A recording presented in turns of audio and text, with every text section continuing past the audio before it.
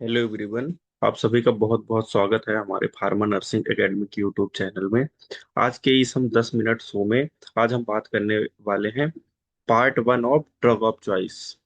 ये जो drug of choice वाले पॉइंट्स है, ये हर एक एग्जाम में इसमें से भी एक या दो क्वेश्चंस आते हैं। तो अभी जो हम 10 मिनट शो की जो सीरीज है, इसमें हम वही टॉपिक कवर कर रहे हैं जिसमें से मोस्ट प्रोबेबली क्वेश्चंस आ रहे हैं। तो इसकी ऑलमोस्ट 2 से 3 पार्ट में इसकी वीडियो बनेंगी। तो अभी आज हम फर्स्ट पार्ट डिस्कस कर रहे हैं। तो सबसे पहले हम बात करते हैं एसिटोफिनॉन।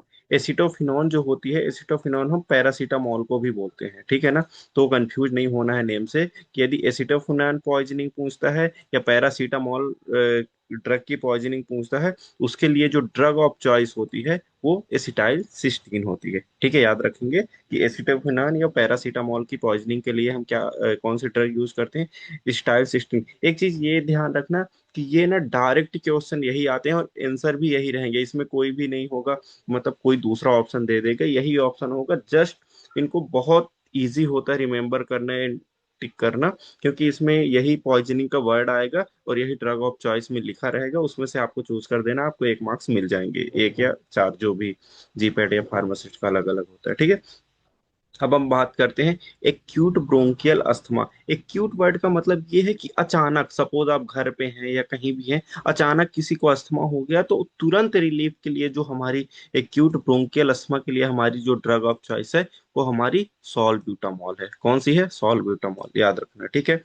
Acute gout. गाउट जो होता है, तो इसमें हाइपर यूरिसेमिया मतलब यूरिक एसिड जो होता है वो हमारी बोन्स में के जॉइंट्स जो होते हैं वहां पे डिपॉजिट हो जाता है। जनरली स्मॉल बोन्स जो होती हैं, तो उनके बीच में डिपॉजिट हो जाता है। उसके लिए याद रखना, वर्ड को बहुत ध्यान देना। इसमें जो फार्माकोलॉजी में कंफ्यूजन होता है, एक वर्ड होता है एक्यूट और एक होता है क्रोनिक, ठीक है ना। तो एक्यूट गाउट के कंडीशन में हमारी ड्रग ऑफ चॉइस नर्साइड्स है। लेकिन आपको ध्यान रखना है, एक्सेप्ट, एक्सेप्ट वर्ड मतलब एस्पिरिन। एस्पिरिन जो होती है ये खुद हाइपर यूरिसेमिया कॉज करती है, तो इस ड्रग को हम यूज नहीं करेंगे।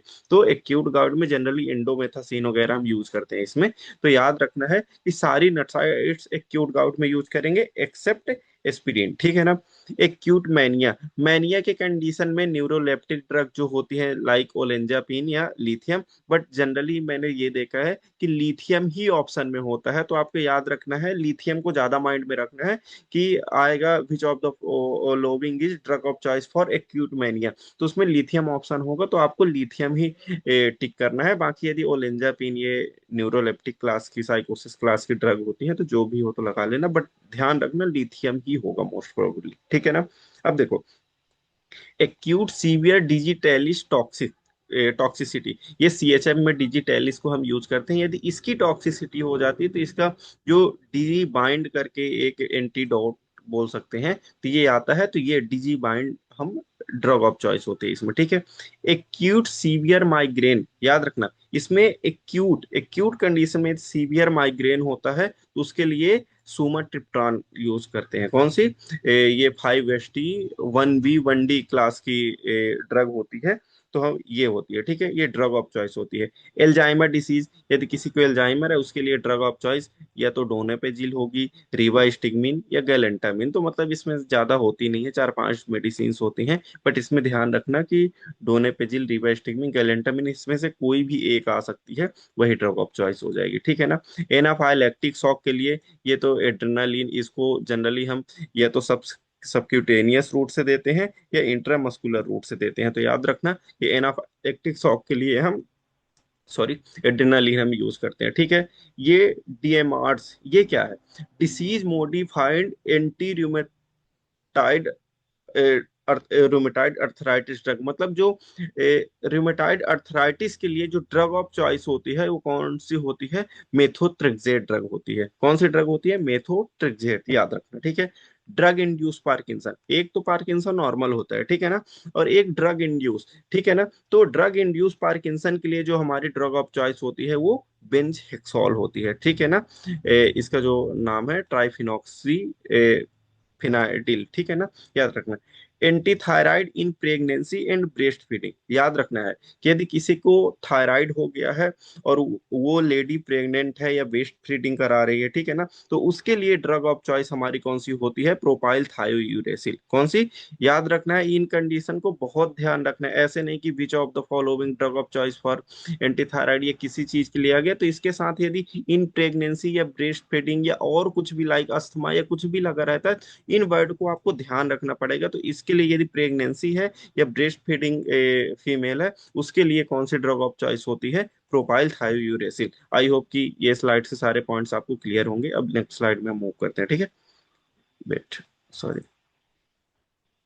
हाँ, अब हम बात करते हैं एटॉनिक सीजर। सीजर मतलब ये एपिलेप्सी की यहाँ पे बात हो रही है। एटॉनिक सीजर के लिए ड्रग ऑफ चॉइस कौन सी होती है? वेलप्रोएट होती है। ये मतलब समथिंग ये समझ लो कि 4 से 5 टाइप के जो सीजर्स या एपिलेप्सी होते हैं उनके लिए generally drug of choice a valproic acid ही होती है, ठीक है ना।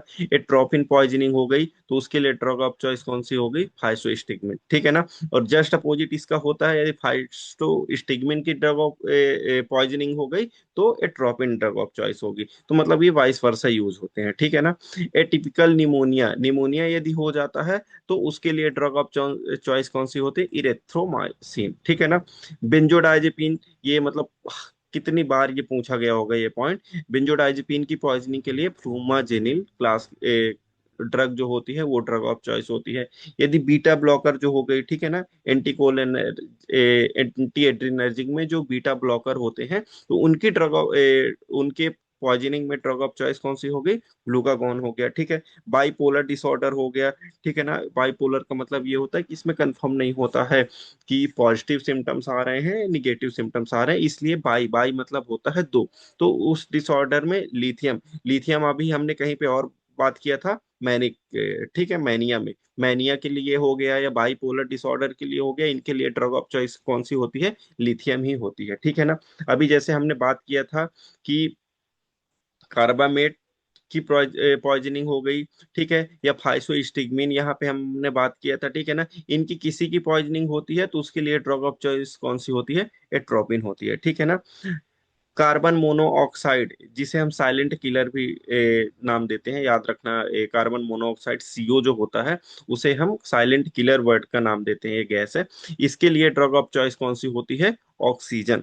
एक चीज याद रखना कि जो हमारे ब्लड में हीमोग्लोबिन होता है उसकी मतलब बाइंडिंग कैपेबिलिटी जो होती है ऑक्सीजन से ज्यादा कार्बन मोनोऑक्साइड से होती है। तो जनरली हम बात करते हैं कि जैसे घरों में बंद कमरे में हमें कभी ऐसा धुआं टाइप का नहीं करना चाहिए या कुछ जला के नहीं रखना चाहिए लंबे टाइम तक, जिससे यही होता है कि क्योंकि उसमें से कार्बन मोनोऑक्साइड होती है तो सुबह पता चलता है कि सामने वाले की डेथ हो गई और हमें रीजन नहीं पता चलता है कि ना तो उन्हें कोई प्रॉब्लम कुछ नहीं था, तो यही था कि उनके बॉडी में ऑक्सीजन की कमी हो गई जिसके कारण उनकी डेथ हो जाती है। तो कार्बन मोनोऑक्साइड साइलेंट किलर होती है, ठीक है। चीज रिएक्शन, कल हमने जब हम सिंड्रोम वाली बात कर रहे थे तो माओ इनिबिटर जो होते हैं वो चीज रिएक्शन कॉज करते थे, लेकिन यदि चीज रिएक्शन किसी को हो गई तो उसके लिए ड्रग ऑफ चॉइस कौन सी है?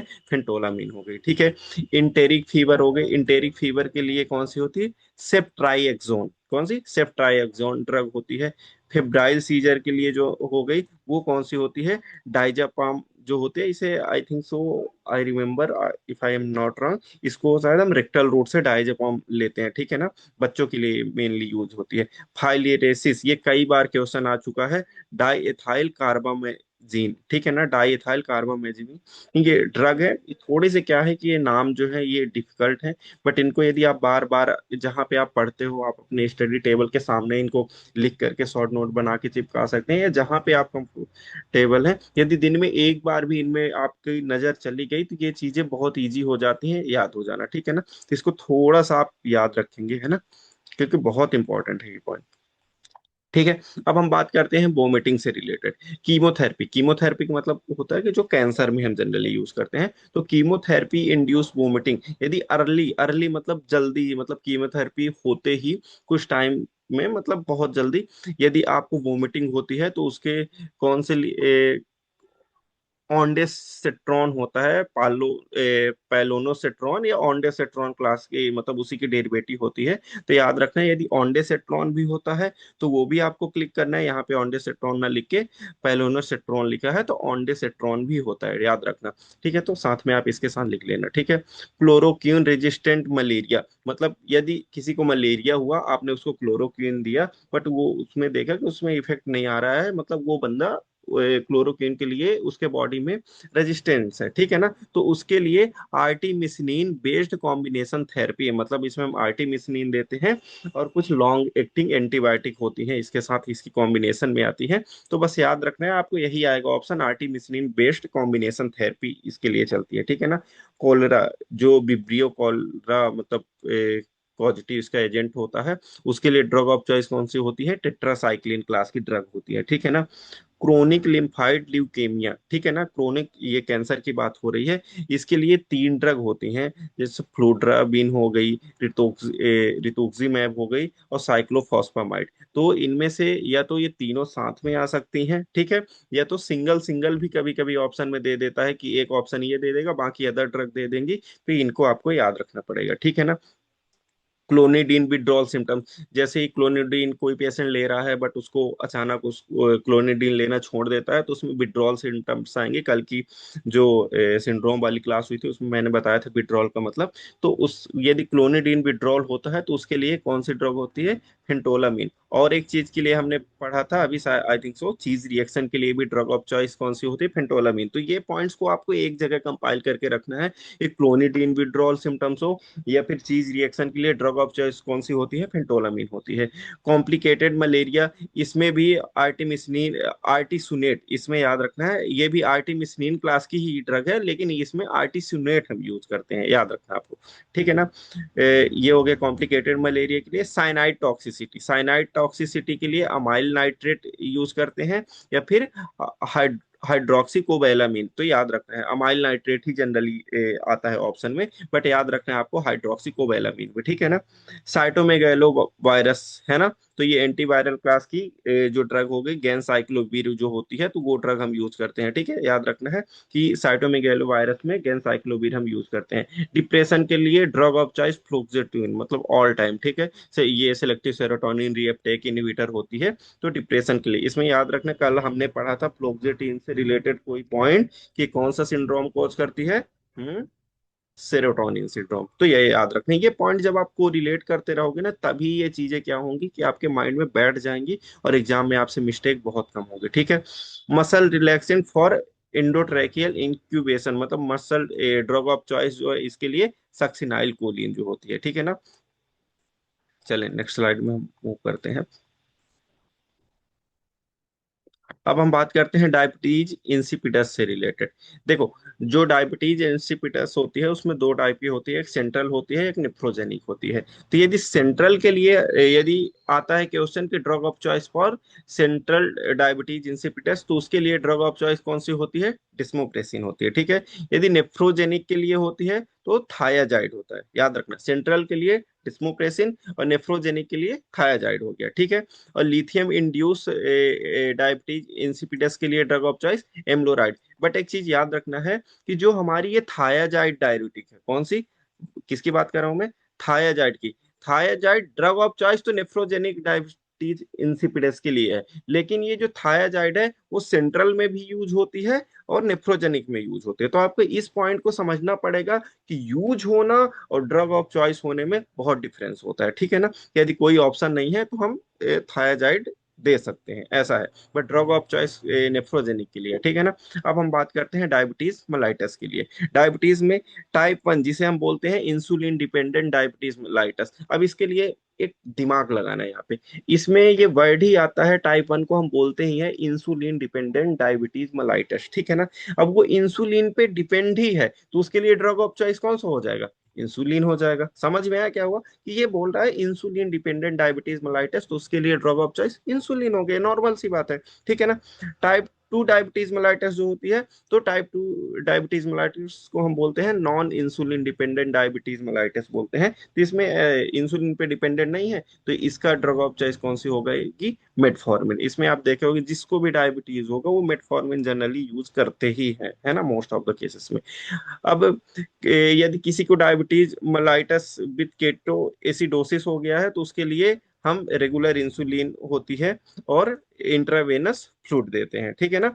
और यदि प्रेगनेंसी में किसी को डायबिटीज मेलाइटिस है, तो उसके लिए भी ड्रग ऑफ चॉइस कौन सी है? इंसुलिन। तो हमने क्या पढ़ा कि टाइप वन के लिए सेकंड थिंग ये भी है कि यदि suppose type two diabetes diabetes जो है वो किसी अदर ड्रग से कंट्रोल नहीं हो रही, फिर उस केस में हम क्या करते हैं?